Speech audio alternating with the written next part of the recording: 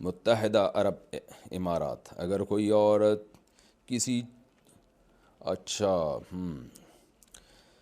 اگر کوئی خاتون خود لذتی کرے اور انزال نہ ہو تو ایسی صورت میں غسل فرض ہوگا یا نہیں؟ حیا کے خلاف مسئلہ ہے، لیکن آج کل پوچھا جا رہا ہے بہت زیادہ. تو یہ بیماری آج کل عورتوں میں بھی آ گئی ہے خود لذتی کی. تو اگر انزال نہیں ہوتا، ڈسچارج نہیں ہوتی تو غسل فرض نہیں ہے. اگر ڈسچارج ہو جاتی ہے تو پھر غسل فرض ہوگا اور گناہ بھی ہوگا، توبہ استغفار کرنا چاہیے. دوران غسل کانوں کے چھید میں پانی پہنچانا. بلقیس بانو انڈیا سے پوچھتی ہیں، عورتیں کانوں میں بالیاں پہننے کے لیے جو کان چھدواتی ہیں، اگر اس سوراخ میں پانی نہ جائے تو کافی مشکل ہوتی ہے، جو کہ کافی مشکل ہوتا ہے یعنی پانی پہنچانا، تو کیا غسل ہو جائے گا یا نہیں؟ غسل نہیں ہوگا، اس سوراخ میں پانی پہنچانا ضروری ہے. نیل پالش لگا کر وضو کرنے کا حکم. اگر عورتوں نے میک اپ کیا ہوا ہو پھر ان کے ناخن پر نیل پالش لگی ہوئی ہو تو کیا اس حالت میں وضو کر سکتے ہیں یا ان سب کو ہٹا کر وضو کرنا ہوگا؟ زوجہ عبدالباسط سکھر سے.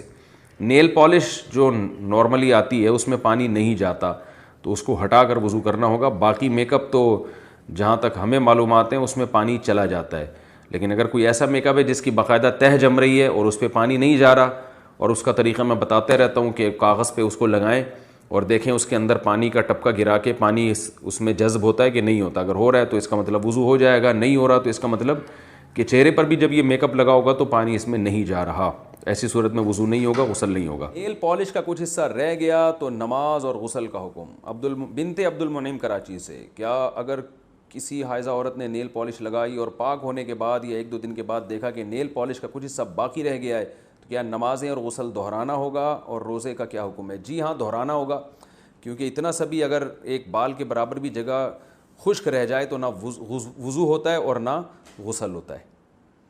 غسل کے وقت کان کی بالیاں اتارنا ضروری ہے کیا؟ حیض کی حالت میں کانوں میں جو بالیاں پہنی جاتی ہیں یا ناک میں پہنا جاتا ہے، کیا غسل کرتے وقت اس کو دھونا لازمی ہے؟ بنت عنایت ڈیرہ اسماعیل خان. جی ہاں، دھونا لازمی ہے.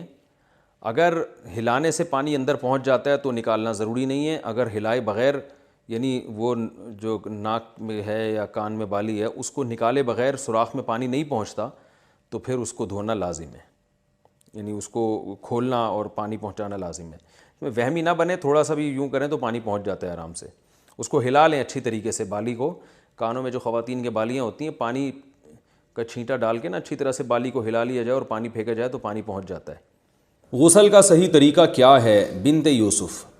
غسل میں پہلے ہاتھ دھوئیں، پھر کلی کریں، پھر ناک میں پانی ڈالیں، پھر تمام بدن پر پانی ڈالیں. کیا یہ طریقہ صحیح ہے یا یہ صحیح ہے کہ پہلے ہاتھ دھوئیں پھر کلی کریں وغیرہ وغیرہ وغیرہ؟ میں صحیح طریقہ بتا دیتا ہوں کیونکہ غلط طریقہ انہوں نے کچھ غلط اور صحیح طریقے مکس کر کے لکھے ہوئے.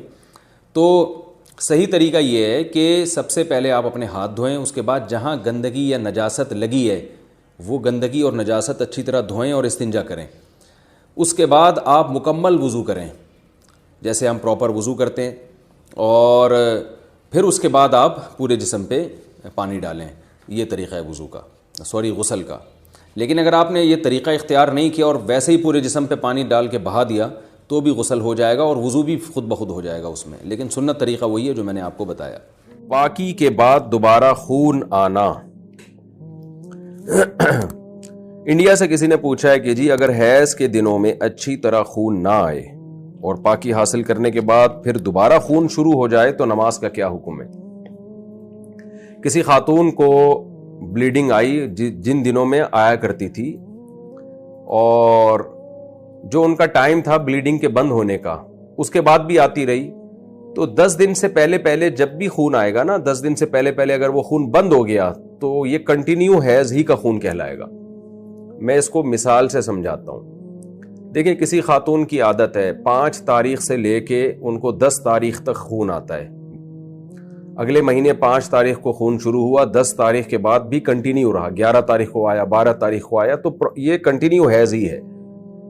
اب اگر 15 تاریخ سے پہلے بند ہو گیا تو اس کا مطلب 10 دن سے پہلے بند ہو گیا، تو جتنے دن میں بند ہوا وہ سارے دن حیض ہی کے کہلائیں گے. 7 دن میں بند ہوا تو 7 دن حیض کے. اگلے مہینے یہ سمجھا جائے گا بھئی اس خاتون کی عادت چینج ہو گئی، اب 7 دن حیض کے ہو گئے. لیکن خوب سمجھ لیں، اگر کسی خاتون کی عادت تھی 5 تاریخ سے لے کے 10 تاریخ تک حیض آنے کی، اب اس مہینے کیا ہوا کہ 5 تاریخ سے لے کے 10 تاریخ تک، پھر 11 کو بھی، 12 کو بھی، 13 کو بھی، 14 کو بھی، 15 کو بھی، اب 10 دن ہو گئے. 10 دن کے بعد 16 کو بھی خون آیا ہے. اس کا مطلب 10 دن سے زیادہ آ گیا. تو 10 دن سے زیادہ کبھی بھی حیض نہیں ہوتا. تو یہ اس کی علامت ہوگی کہ یہ جو ان کی عادت تھی نا 5 دن خون آنے کی، وہ تو خون کے دن کہلائیں گے. 5 دن سے زیادہ جو خون آیا ہے وہ خون استحاضہ کا کہلائے گا. لہذا اس میں جو نمازیں انہوں نے چھوڑی ہیں ان کی قضا ان پر لازم ہوگی.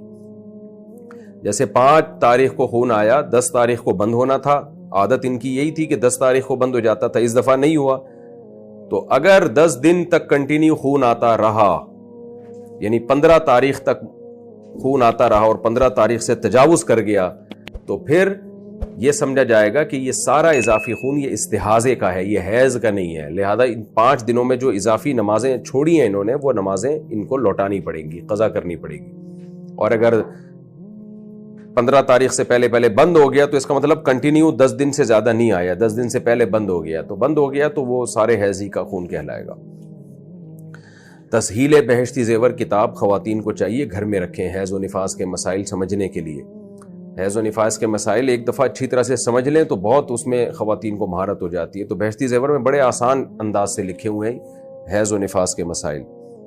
آج کل شرعی مسائل کی طرف لڑکیوں کی توجہ ہی نہیں ہے. ڈاکٹر بن رہی ہیں، انجینئر بن رہی ہیں، طہارت کے حکام اسلام تو آپ کو طہارت کے حکام بھی بتاتا ہے نا.